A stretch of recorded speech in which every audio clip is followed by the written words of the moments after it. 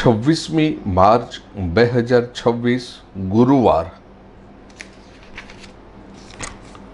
ઈસુ માનવ અને પ્રભુ છે।